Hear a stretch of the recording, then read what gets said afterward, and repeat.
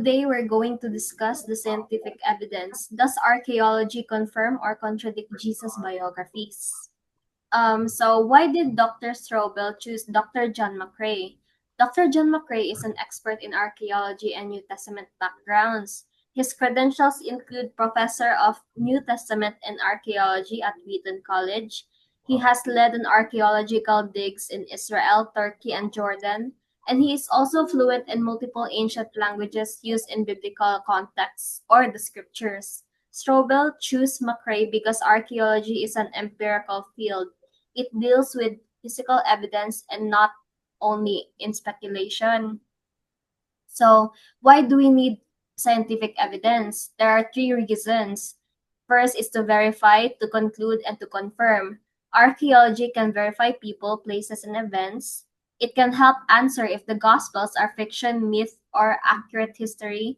And it is used to confirm Strobel's argument that if the Gospels are repeatedly match archaeological findings, they can show historical credibility if it matches ever the scriptures.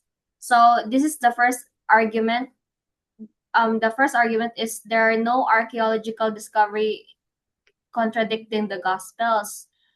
Quoted by Dr. John McCrae, archaeology has never disproved a biblical reference. On the contrary, numerous discoveries have confirmed historical details in the Gospel. In all of professional archaeology, not one discovery has ever proven the Gospels wrong. We have zero confirmed evidence against them and many finds that supports them. Dr. John McCrae emphasized that every verified archaeological find has either supported biblical accuracy or not one has contradicted the Gospels. There are no discovered city ruins contradicting where the Gospel says Jesus traveled. There are no inscriptions that disprove that the people mentioned, and there are no findings that can show that the Gospel writers invented locations or rulers. So, meaning, ang mga archaeological findings, wala siya ang nag-disprove nga dili himo tanan na naa sa Gospel or scriptures. Archaeology is physical and testable science. You cannot argue with stone inscriptions or a city wall kay naa pa man na before na invent tanan. Skeptics predicted archaeology would reveal errors, but the opposite happened as evidence keeps lining up with the scripture. Muni ang mga evidence. The first evidence is the Pool of Bethesda. This can be found at John 5. What happened here is in John 5, it describes a pool in Jerusalem with 5 porticos where Jesus healed a crippled man. Based on objections from critics, the critics said for over 100 years nga fictional ni siya tanan. There are no pool like this ever existed. Kahimo lang si John. Pero based on archaeological discovery, there are excavations uncovering a 2-level pool with 5 covered porches or porticos, exactly as described sa John 5. And kanina archaeological discovery kay malocate siya sa Temple Mount near St. Anne's Church. Mao ni siya ang napaprove na kabalo si John ani mismo and kita na siya ani sa exact location ba and na-experience niya mismo ang what really happened. So the pool critics used to doubt na place is now a verified historical site with all 5 porticos still visible in the ruins. And for evidence number 2, Pool of Siloam. This can be found in John 9. Sa scripture or gospel sa John 9, it says na Jesus healed a blind man and sent him to wash in the pool of Siloam. Based on archaeological discovery, na-rediscover ni siya na pool of Siloam in 2004 during a sewer line repair. And kani siya na place kay mismo sa kung aha giingon ni John at the south end of the city of David. There are stone steps and has a ritual bath style dating back to the 1st century. 1st century kay naa pa man diri more existing pa ang pool of Siloam, and this pool has been lost for nearly 2,000 years. And katong nakita ni siya, na-confirm ni siya mismo sa description ni John. And very accurate siya down to location and size. So in 2004, archaeology caught up John's Gospel and confirmed its accuracy in astonishing detail. Sa evidence 3, Nazareth inscription. Nazareth inscription is a stone decree from Emperor Claudius dated back to 41 to 54 AD. It is more siya rule bitaw, rule na gibutang sa stone inscription na grave robbing is a capital offense punishable by death. Ang archaeological discovery ani kay Roman law normally only find grave robbers, but then death penalty is added only a decade after Jesus' resurrection was proclaimed. And most historians agreed that these are the Romans' reaction to the Christian claims about that the body was taken. Ma-relate ni siya sa katong past topic ni Sir nga katong mga naabi sa mga Romans or katong sa mga skeptics nga like Jesus was not resurrected, gi-steal lang kuno sa mga apostles or disciples ang iyang body. So tungod ani na speculation sa mga skeptics, mo ni ang nahitabo ang Nazareth inscription na munang death penalty na if ever sa time sa 41 to 54 AD nga if ever masakpan ka mag grave robbing kay patyon ka. So kaninang inscription fits perfectly with Matthew chapter 28, verse 11 to 15, where the authorities claim the disciples stole the body.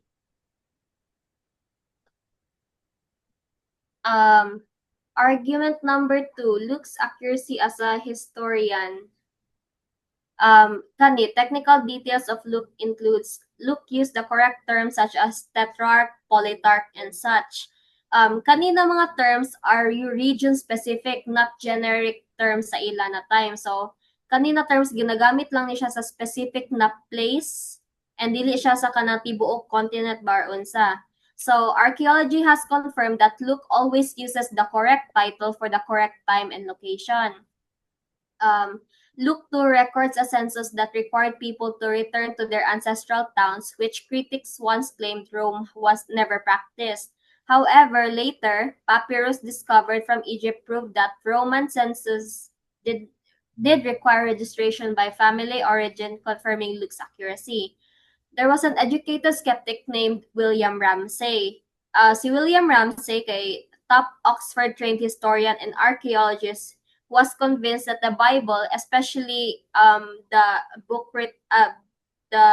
part na written by Luke, was historically unreliable. Pero after 30 years of research, balag unsa ka passionate o sa ka-determined si William Ramsay to disprove ang claims ni Luke, Ramsay then declared that Luke is a historian of the first rank. First rank kay tanan gisulat ni Luke kay wala siya ma-disprove, wala siya makita na mali. Like murag ignorato na di siya hater pero siya ang top 1 na mangita or magpantay sa unsay mali ni Luke pero wala siya makita na pwede niya i-bash, pwede niya i-disprove, pwede niya i-fact check. He found no proven errors in Luke's dates, places, titles, and cultural details, kay puro sila consistent and confirmed by archaeology. Okay, si Okay, so argument number 3, which archaeology also confirms, so Herod the Great and his building project. So kanina slide gives more example of how archaeology supports details found in the Bibles. So first, kanina archaeology confirms the building projects of Herod the Great, including ang expansion sa temple in Jerusalem and other major constructions.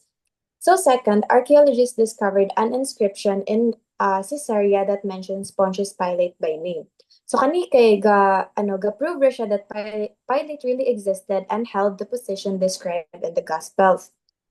Third is ang bone box which is also called an ossuary, which was found with the name Caiaphas. So Caiaphas kay mo ni siya ang high priest na mention sa New Testament during atong trial ni Jesus. Lastly, archaeologists have found early synagogues in the region of Galilee. So kanina setting, kani siya kigamatch sa settings na described sa gospel where Jesus often taught synagogue. So kani together kay kanina mga discoveries kay show siya that many historical details sa Bible kay gamatch what archaeology has uncovered. Next slide.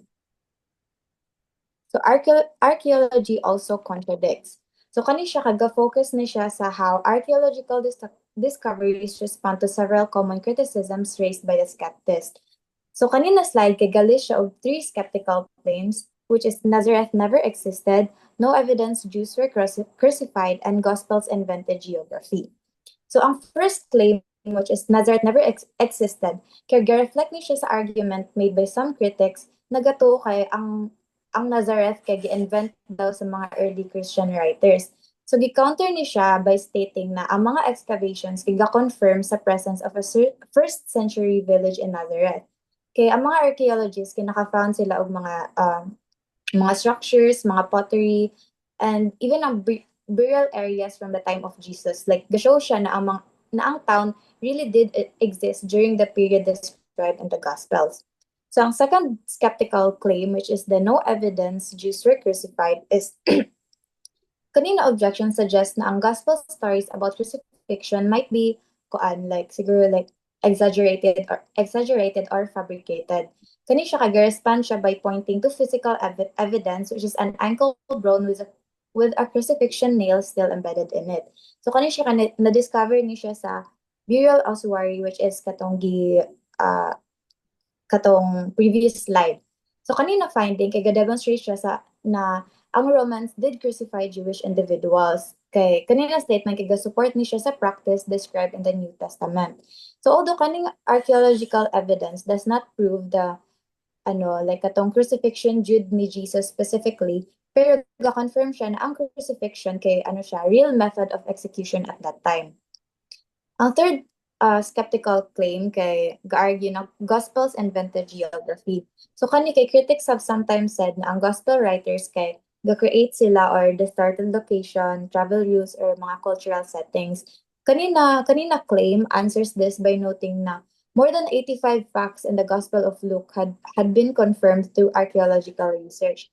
So kanina details kay ga-include siya sa mga names of officials, mga political terms, city locations, o mga cultural practices. So ang accuracy ani na details kay ga-suggest na Luke really was familiar with the geography of kanang mga customs of the first century, and that iyang writing aligns well with what archaeology has uncovered. So bottom line, archaeology cannot prove theology, but it can show whether writings are historically trustworthy. So kani siya kay, it means na main idea is archaeology cannot prove spiritual or religious beliefs, pero nakadetermine siya if ang mga historical details sa sacred writings, which is example ang Bible, are correct. So ang niya is archaeology can only test the historical claims in the Gospels, verify people, places, events, and cultural details, and identify whether Gospel writers were accurate about first century life. What archaeology cannot do is prove spiritual claims, for example, kanang Jesus is Messiah, Son of God, pero ga-confirm ang archaeology that Gospels are historically reliable documents. So ang main conclusion ani is dili niya ma-prove ang faith, but it can support the idea na ang Gospels describe real people, real places, and real events.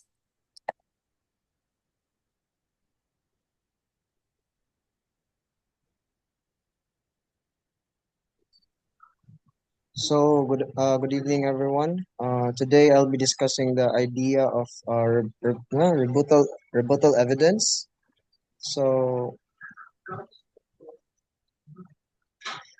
is the Jesus of history the same as the Jesus of faith?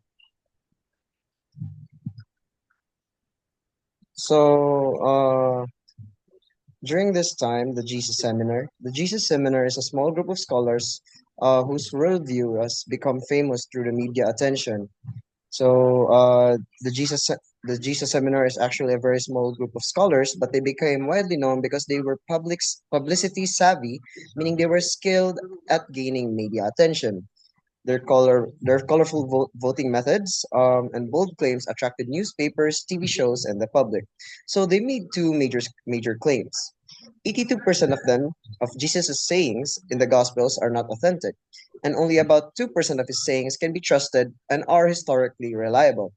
These conclusions are somewhat extremely radical and far outside the mainstream of historical scholarship because their claims conflict with the long-standing evidence for Jesus. Well, the author then asked that do these claims actually weaken the historical case for Jesus?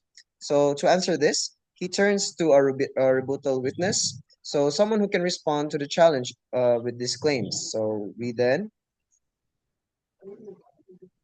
move on to Dr. Gregory Boyd. So Dr. Gregory A. Boyd is an American theologian, author, and pastor. He then serves as a rebuttal witness, providing counterarguments to the Jesus Seminar. So Boyd carefully reviews the Jesus Seminar's arguments and proves counterarguments, showing that many of their claims are based on assumptions rather than solid evidences.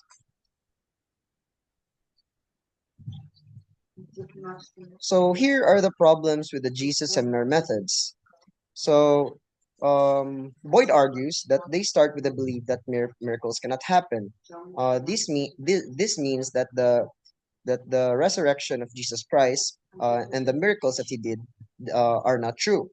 So this in line turns this is because they have this belief they have this belief which is not mentioned in the book but is like but it is similar to their worldview, which is called naturalism. It means everything that exists can be explained by natural causes and law. Because of this, they automatically reject the large portions of Jesus' life, his miracles, his healings, and his resurrection. But not because of historical evidences, but because their worldview refuses to allow the possibility. So the next one is faulty criteria. They use the double dissimilarity rule. This rule states that they trust a saying only if it doesn't sound Jewish and doesn't sound Christian, which is absurd because Jesus was Jewish, so his teachings should be naturally, they sound Jewish. His followers learn from him, so they would naturally repeat his teachings.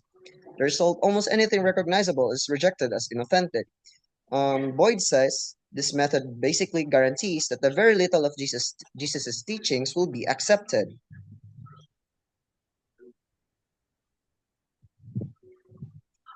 So now we move on to rebutting alternative theories.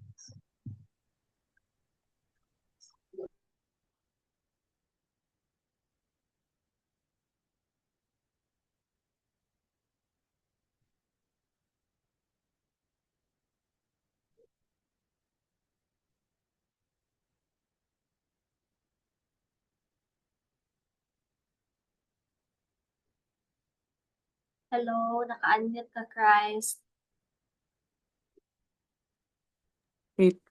So let's proceed to rebutting alternative theories. So how does the book argue that Jesus' miracle are different? So Jesus performed miracle on his own authority. So unlike others who might claim to be invoking a god or spirit, Jesus acted in his own name and suggesting a unique relationship with the divine.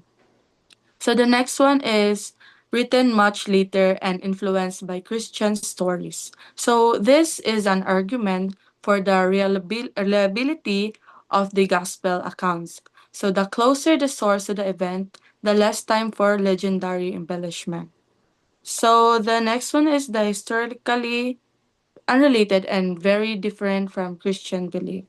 So these argue the that the scope and types of miracles attributed to Jesus are qualitatively different. Next. Next one is the rebutting secret sources. So claims about documents like the Gospel of Thomas, the secret Gospel of Mark, or the Gospel of Q are unreliable of exaggerated. So this is they don't offer anything new about Jesus. The author argues that these texts don't provide any um, correct information that isn't already found in the canonical gospel. So also secret mark is a non existent work.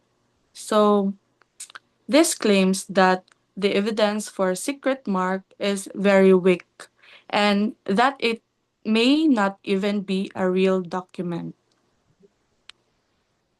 So, yeah. Okay. Next is Jesus of history versus Jesus of faith. Christianity depends on real historical events, especially the resurrection.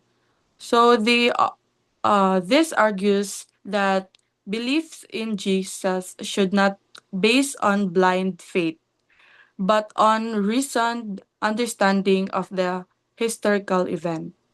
So mm, author also reject the idea that Jesus is simply a symbol of myth and arguing that he was a real person who lived and died in history.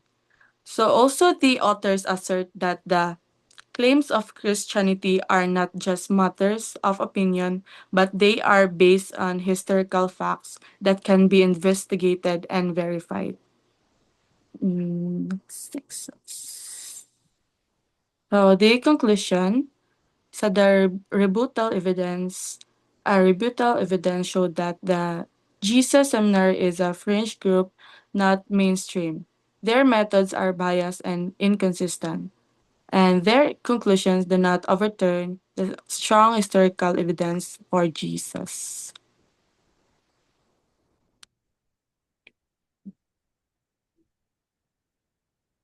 Whoever believes in him is condemned, but whoever does not believe stands condemned already, because they have not believed in the name of God's one and only Son. John 3, verse 18.